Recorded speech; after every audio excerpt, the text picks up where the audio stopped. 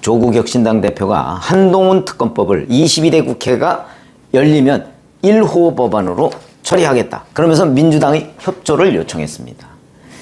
자, 그러면 한동훈 특검법, 뭐 민주당이 협조하겠다고는 하지만 뭐 꼭 1호 법안이다 이렇게 얘기는 안 했습니다. 아마 진짜 협조를 하게 될지 약간은 미적거리는 모양새인데 왜 미적거릴까요? 민주당은 자칫 잘못하면 한동훈 키워주기 그 결과를 초래할 수 있다는 것 때문에 미적거리는 걸로 그렇게 지금 알려져 있습니다. 그럼 왜 이게 민주당의 판단이 옳으냐 아니면 조국의 판단이 옳으냐? 조국 대표가 이렇게 얘기하는 거는 뭐 의도가 뻔해 보입니다. 2019년 그 한동훈 그 전 위원장이 대검 반부패 강력부장이었거든요. 이때 조국 사태에 대한 수사 지휘를 했습니다. 그러니까 나 수사했던 것처럼 너도 한번 수사 받아봐. 이래서 이제 괴롭히겠다. 내지는 뭐 이런 관련한 의혹 중에 단 한 개라도 만약에 사실로 밝혀지면 그러면 너도 깨끗하지 못한 사람이 어디다 대고 나를 수사해서 이렇게 여기까지 오게 했느냐? 이래서 이제 내로남불 모드로 역공을 취하려는 의도. 뭐 그게 뻔히 보이는 거죠. 자, 그러면 조국의 의도는 성공할 수 있을 것인가? 이런 부분이 이제 우리 궁금증입니다. 자, 그래서 이걸 봤더니 지금 조국 대표가 얘기하는 한동훈 특검법의 주요 내용은 세 가지입니다. 첫 번째가 고발사주. 이거 뭐 잘 아시다시피 2020년 4월 총선을 앞두고 그 유시민 당시 노무현 재단의 이사장 등 그 당시에는 여권이죠. 여권 인사를 고발하도록 당시 그 야당에 시켰다. 이래서 이제 고발사주 의혹. 이런 거죠. 여기에 이제 한동훈 위원장도 당시에 반부패 강력부장으로서 무슨 검사들 있는 단톡방에 뭐 거기에 가입해서 뭘 어쩌고 뭐 이런 내용들입니다. 그런데 그 당시 공수처가 이걸 이제 민주당의 고발로 수사를 시작해서요. 무혐의 처분을 내렸습니다. 윤석열, 한동훈에 대해서 무혐의 처분을 내렸습니다. 그리고 손준성 검사는 기소를 했죠. 이 기소가 1심에서는 이 고발사주의 실체는 있다. 왜냐하면 손준성이 김웅 국민의힘 의원한테 보냈다는 건 있으니까 그걸 이제 고발을 시킨 걸로 본 거죠. 그 실체는 있다. 그러면서 손준성 검사장한테 징역 1년을 선고했습니다.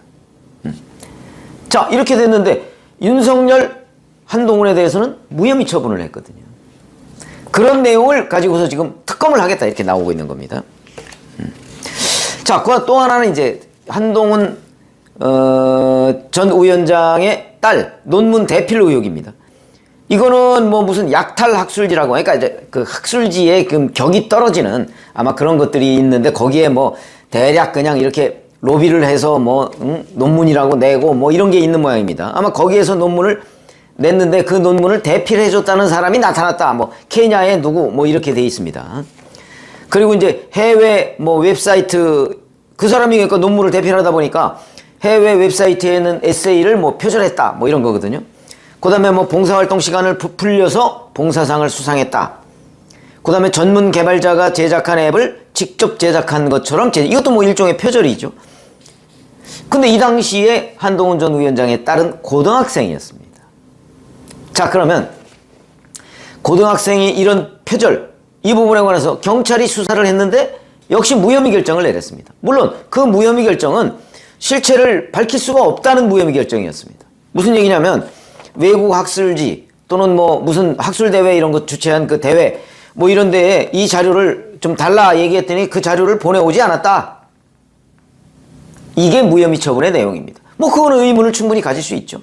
그럼 만약에 그런 데에서 자료를 다 보내왔을 때 그랬을 때 한동훈 전 위원장의 딸이 어떤 위법 행위를 했느냐, 거기에 한동훈 전 위원장은 어떻게 개입했느냐, 이거를 따져야 되는 거 아니겠습니까? 그런데 구체적으로 2022년에 한동훈 전 위원장의 딸이 미국 MIT 대학교에 합격을 했거든요. 이때 미국에 있는 맘카페 이런 데에서 비윤리적인 스펙 쌓기를 해서 지금 MIT에 응시를 했으니까 이거 입학을 불허하라. 근데 그렇게 되지 않았습니다. 그러니까 MIT 대학에 대한 업무방해 혐의 이걸 입증하는 것이 쉽지가 않다는 거죠. 그리고 더군다나 그 과정에서 뭘 표절 정도인데, 글쎄 학자도 아닌 고등학생한테 그 표절을 문제 삼을 수 있을까? 더군다나 그 표절한 내용이 MIT 입시에 쓰였는지 여부도 모릅니다, 지금. 이런 걸 지금 조사하겠다는 거죠. 그리고 그런 게 다 사실이라고 할지라도 한동훈이라는 사람이 자기 딸 이 논문 대필이나 이런 것들에 개입했는지 여부, 이거는 더욱더 모르는 거죠. 조국 전 장관처럼 자기는 그 자녀 입시나 이런 데 무관하다 또는 관심이 없었다 그러는데, 실제 디지털 포렌식이나 이런 거 해보니까 본인이 컴퓨터에서 그거 다 위조하고 이런 게 입증돼서 지금 1심에서 징역 2년 받은 거 아닙니까? 한동훈 전 위원장에 대해서도 그런 식으로 입증할 자료가 있으면 가능할 수 있겠죠. 그러나 그것이 과연 있을 것인가? 그리고 그 자료를 내서 MIT에 합격하는데 결정적인 영향을 주었을 것인가? 이런 부분은 정말 지난한 수사 조사의 영역이다. 지금 어느 것도 하나 그냥 그러지 않았을까 정도. 그 다음에 또 하나는 제가 세 가지라고 그랬었죠. 윤석열 검찰총장 때 정직 2개월의 징계를 추미애 당시 법무부 장관으로부터 받은 적이 있죠. 이걸 취소해달라고 소송을 냈는데 1심에서는 징계 절차에 위법이 없고 대부분의 징계 사유가 정당하다, 이렇게 해서 윤석열 검찰총장이 패소, 그러니까 지금 윤 대통령이 패소했는데, 2심에서는 추미애 당시 장관이 징계 절차에 관여를 했고 기피 신청과 관련된 정족수도 미달했고 윤석열 당시 검찰총장이 방어권을 침해했다, 그러면서 이 징계 절차가 절차상 위법하다, 징계 사유에 대해서는 판단을 안 했습니다. 절차상 위법한데 판단할 필요도 있느냐. 그래서 윤 대통령이 승소를 했습니다. 자, 여기에 대해서 당시 법무부 장관인 한동훈이 이걸 대법원에 상고하지 않았다, 그러니까 고의 패소다, 이런 거거든요. 근데 잘 아시다시피 사실관계에 대한 다툼은 2심에서 끝납니다. 3심은 법률 적용을 제대로 했느냐, 이것만 보는 겁니다. 근데 한동훈 전 장관이 고의적으로 상고를 포기했다, 그걸 어떻게 입증을 하죠? 일종의 정책적 판단인데. 왜냐면 절차나 이런 거에 대한 사실관계 판단은 2심에서 다 끝나거든요. 그래서 거기 보니까 별로. 근데 그 의도가 이렇다. 법원은 글쎄 의도까지를 보지는 않죠. 자, 이런 점을 보면 이 특검법이 국회에서 통과를 했을 경우에 보나마나 한 수사 2개월 또는 3개월, 그리고 한 번에 한해서 연장 그러면 한 달 연장이나 어쩌고 하면 4개월, 길으면 6개월, 이렇게 될 가능성이 높은데, 그 사이에 결론을 낼 수가 있을까? 저는 결론 내기 어렵다고 봅니다. 그리고 그 고발사주 문제와 관련해서는 윤석열 대통령 취임 전, 그때의 공수처는 문재인 전 대통령이 직접적으로 관여해서 만들어 놓은 공수처입니다. 그러니까 특검하고 큰 차이가 없습니다. 어제 오후 2시부터 약 134분간, 그러니까 2시간 14분간 윤석열 대통령이 이재명 민주당 대표를 용산 대통령실에서 만났죠. 자, 여기에서 이재명 대표가 모두 발언을 했고, 그 다음에 비공개 회담으로 들어가서 윤석열 대통령이 그 모두 발언에 대한 답을 하나씩 했다. 그러면 과연 전체적으로 어떤 게 성과고 어떤 게 미흡한 점인가 하는 걸 말씀을 드리겠습니다.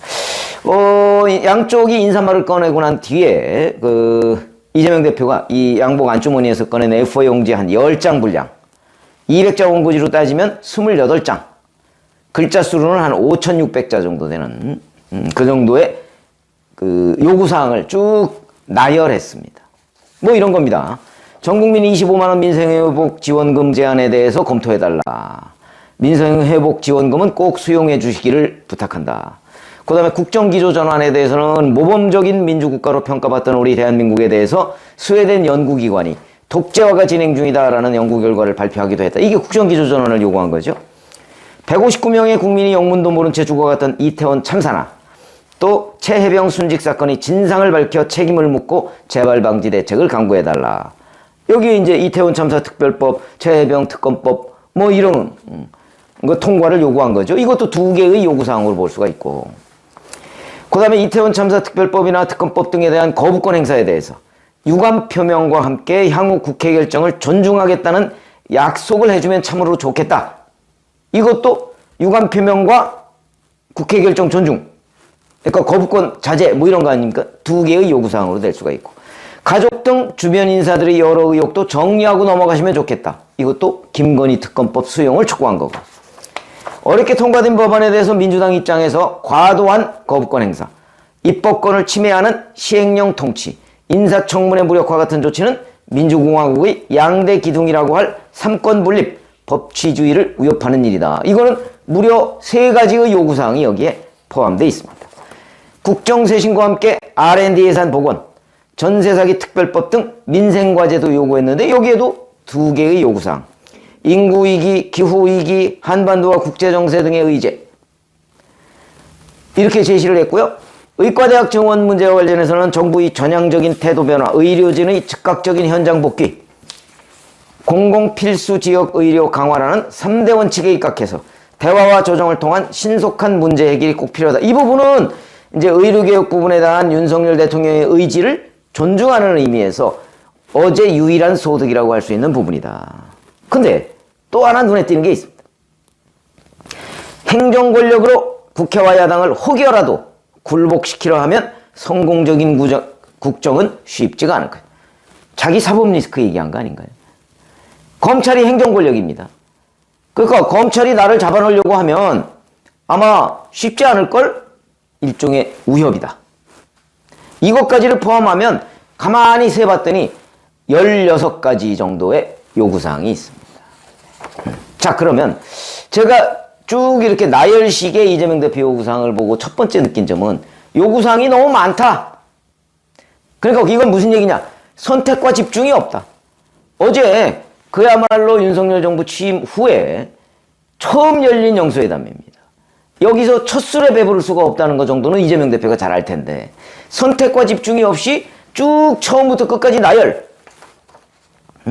이거는 좀 전략적 실패 아닌가 이런 생각이 듭니다. 오늘 아침 언론 보도들을 종합해보면 중구난방입니다.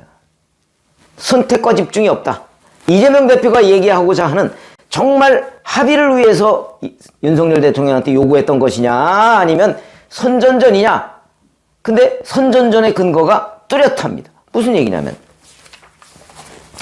인사말 주고받은 후에 이제 대통령실에 풀기자단이 퇴장을 할 거 아닙니까? 그래서 비공개 회담으로 넘어가는데, 그 퇴장하려고 하니까 퇴장할 것은 아니고, 그러면서 A4 용지를 꺼내 들었습니다. 이거 읽는 거 보고 가라 이런 얘기죠. 그래서 그 앞에서 공개적으로 한 15분간 원고를 읽었다. 이거는 윤석열 대통령 들으라고 하는 소리가 아니고 일반 국민들, 카메라 찍히는 가운데 일반 국민들한테 자기가 얘기하고 싶은 걸 하겠다. 그거는 회담에 임하는 자세는 아니죠. 거기서 뭐 독재 얘기하고 뭐 이런 거 얘기하는 거 아닙니까? 회담에 임하는 자세가 좀 번지수가 틀렸다. 이건 결국 영수회담을 자기 정치공세의 장으로 활용하려고 하는 의도가 명확하게 드러난 장면이다.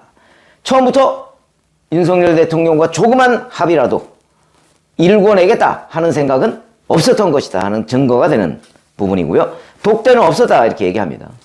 그 다음에 전체적으로 보면 윤석열 대통령의 말이 더 많았다. 그래서 박성준 민주당 대변인은 85대 15다 이렇게 얘기했는데, 어제 홍철호 정무수석이 나와서 얘기한 걸 보니까 뭐 7대 3 정도다 이러는데, 제가 보건대는 이재명 대표가 15분 정도를 자기 일방적으로 다 썼습니다.